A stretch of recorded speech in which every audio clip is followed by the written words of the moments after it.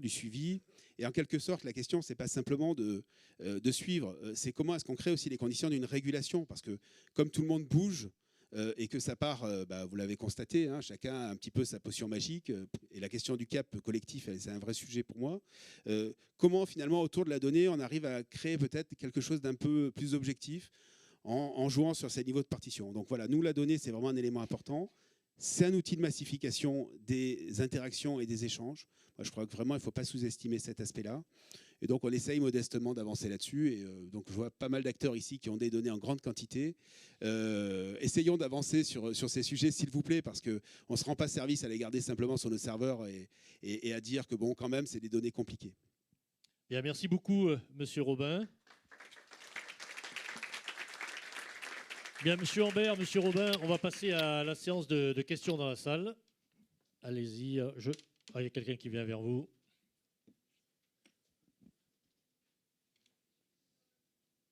Merci, merci beaucoup pour vos présentations. Donc Antoine Séguré, donc je suis le président de l'ORT. On a beaucoup de données à l'ORT, donc avec plaisir pour échanger et partager avec vous sur ce dernier point que vous évoquez. J'ai une question pour Monsieur Ambert. Je reviens sur le graphique que vous avez présenté sur les modes et notamment le passage d'une situation avant-après avec l'utilisation de vos outils. Tout d'abord dire que la part modale de la voiture à 42% ferait ou fait déjà envie, je pense, à bon nombre de territoires et d'acteurs de la profession. Donc ma première question, c'est est-ce que votre panel est représentatif d'une certaine catégorie d'utilisation des mobilités? Parce que typiquement, c'est pas les ratios qu'on voit assez classiquement. Et donc, si vous pouvez nous préciser sur quelle cible de population est-ce que ce panel est pris. Et puis, on a souvent, dans les études qu'on reçoit, finalement des reports modaux qui se font entre la marche à pied et le vélo ou les micromobilités. Hein, c'est un peu le même segment. Et puis, entre la voiture et le transport collectif. Donc, j'étais très intéressé de voir que avec l'intermodalité que les micromobilités peuvent proposer, on a un vrai report modal de la voiture vers d'autres solutions, puisque voilà, il y a quand même une recherche de baisse de la part modale de la voiture, mais de manière un peu finalement identique à la première question, c'est est-ce que ce report modal que vous constatez dans votre panel peut être dupliqué à plus grande échelle ou sur d'autres panels, et sinon, ou si oui, mais peut-être plus sinon, est-ce que vous avez une grille de lecture sur un panel un peu plus conforme à ce qu'on peut voir, pas forcément dans les moyennes nationales, parce que je pense qu'il faut raisonner par territoire, mais en tout cas sur un territoire au cas particulier de la métropole Aix-Marseille-Provence, je pense que c'est intéressant, ou des autres métropoles régionales d'ailleurs, c'est intéressant de pouvoir se dire est-ce que l'arrivée massive de micromobilité peut permettre cette diminution de la part modale de la voiture? Alors, Monsieur Ambert, c'est vrai que ce report modal m'a surpris moi personnellement. Donc, allez-y sur la réponse. Alors, déjà, le avant-après, on est en termes de kilométrage. Donc, c'est par rapport au nombre de kilomètres, c'est le mix, mais par rapport au nombre de kilomètres parcourus. Avant l'acquisition de ces engins et après. Donc, oui, c'est vrai que nous par rapport à ce panel, on est sur des utilisateurs assez fréquents, mais finalement qui correspond à des non-utilisateurs loisirs. On peut le voir, où on va les trouver dans les 20% de trotteurs du week-end, sinon. Mais par rapport à ça, on estime, nous, aujourd'hui, à 2 à 2,5 millions d'utilisateurs de DPM en France, et en l'occurrence trottinettes électriques. Vu qu'on comme je vous dis, c'est assez exponentiel. Donc là-dessus, c'est vrai qu'il faudrait le remettre en parallèle, en proportion par rapport à des usages dans les villes. Nous, sur notre panel, on a 20% qui sont dans des zones non denses, liées par rapport aux catégories de l'INSEE, et 80% qui sont dans des zones urbaines denses. Mais là encore, c'est plus lié au profil de ces utilisateurs. Parce que, en même temps, ça serait faux de dire que c'est uniquement de l'urbain. On est quand même dans du 80-20.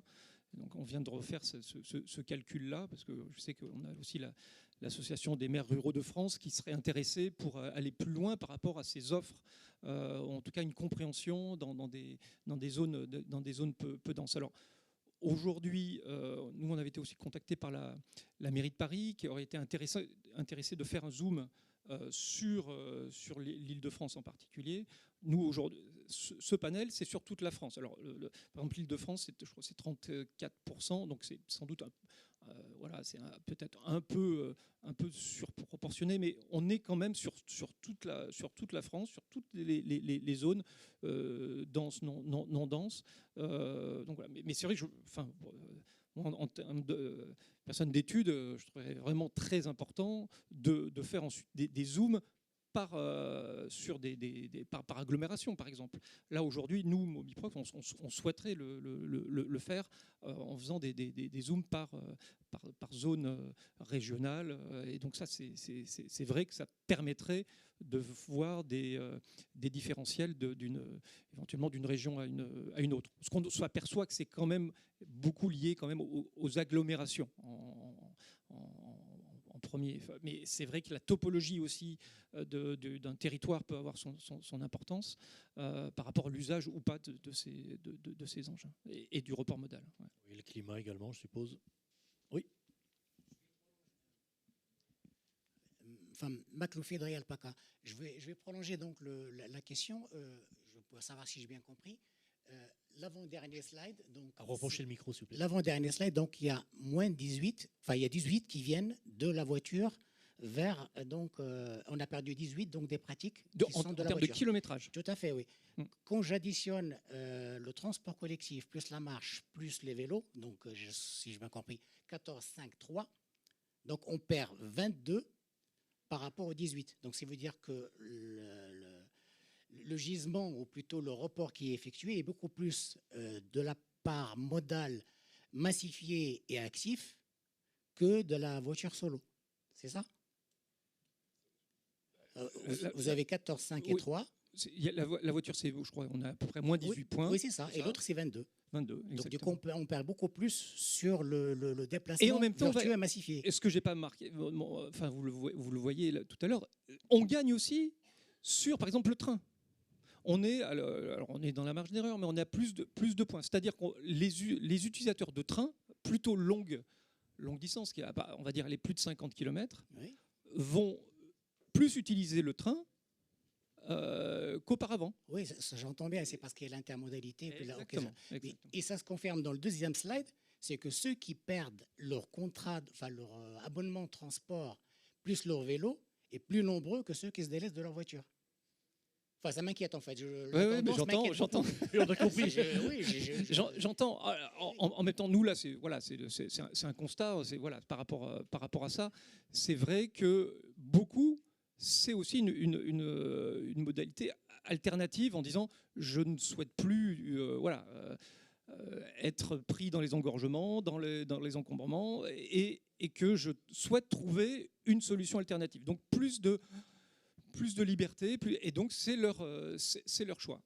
Mais oui, mais c'est pour ça que c'est quelque chose à prendre en compte. Et en même temps, il faut aussi relativiser, je suis bien d'accord, le relativiser par rapport au nombre d'utilisateurs fréquents, réguliers de ces engins. Enfin, ils sont pas, ils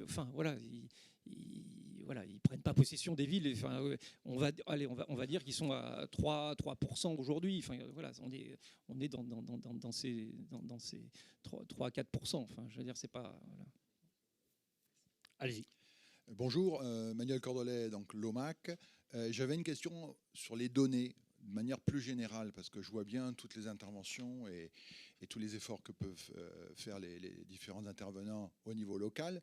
Mais au niveau européen, est-ce qu'on a pu mesurer, par exemple, la décision de l'Allemagne de rouvrir toutes ses centrales à charbon? Et comme la qualité de l'air, elle ne se mesure pas en frontières, mais c'est interfrontières. Est-ce que tous nos efforts ne sont pas balayés simplement parce que fait l'Allemagne de son côté sans demander l'avis à l'Europe? Allemagne, Belgique, Pays-Bas d'ailleurs. Oui. Bon, d'abord, l'air n'a pas de frontières. Enfin, je pense que vous l'avez parfaitement résumé. Depuis Tchernobyl, oui. Ouais, on a eu un petit truc aussi au Japon qui a était assez bien illustré avec des radionucléides qui ont fait 3 fois le tour de la planète. Je pense que c'était assez chouette. Moi, j'ai envie de dire que c'est vrai qu'on peut toujours trouver des angles qui vont opposer finalement les démarches. Et moi, je ne maîtrise pas très bien la question de la transition énergétique de l'Allemagne, mais j'ai quand même compris que peut-être le charbon, c'était qu'une transition. Peut-être regarder le coup d'après.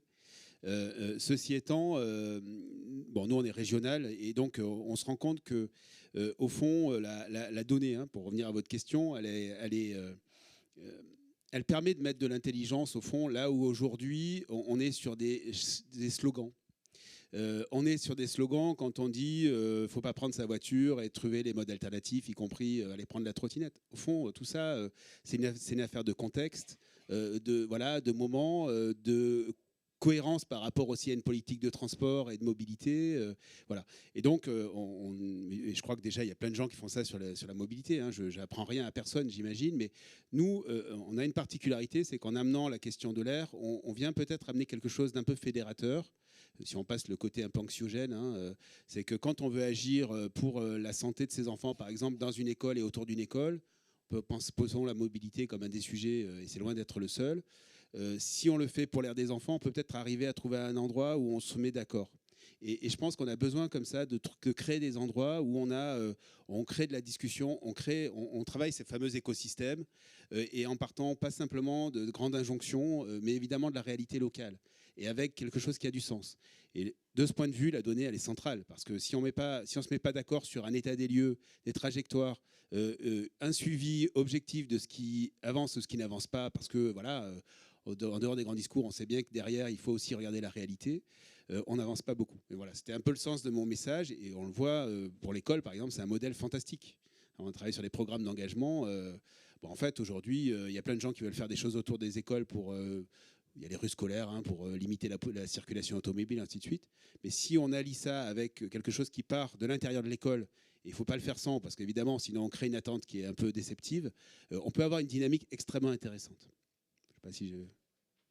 Voilà, il y a une question de monsieur, juste dans l'allée. Et ça sera la dernière question, à moins qu'il y en ait une autre. Non? Alors allez-y.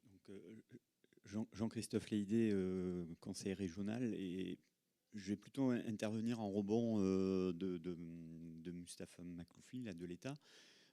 Pour nous, ce n'est pas forcément dramatique si on a un mode comme la trottinette qui vient un peu éroder les parts de TER, enfin qui vient renforcer le TER, mais potentiellement qui vient attaquer certaines parts de transport collectif, parce que de toute façon, on est nous aussi devant un mur en matière d'exploitation qui fait qu'on ne va pas pouvoir doubler, tripler nos capacités. Et donc là, on a une solution qui vient d'un côté supprimer des voitures, de l'autre redonner de la place dans nos transports collectifs pour aller conquérir de nouveaux usagers qui sont dans la voiture. Donc il ne faut pas... donc c'est relativement positif sur les deux aspects, parce que nous aussi, on a des contraintes d'exploitation qui font qu'on ne va pas pouvoir répondre à toute la demande.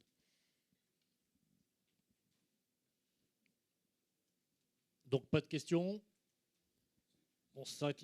Vous voulez ajouter un mot? Allez-y. Oui, c'est juste que ça vient en complémentarité. On est vraiment dans cette logique-là. Et exactement, c'est plus le voir de cette façon-là. Et très bien.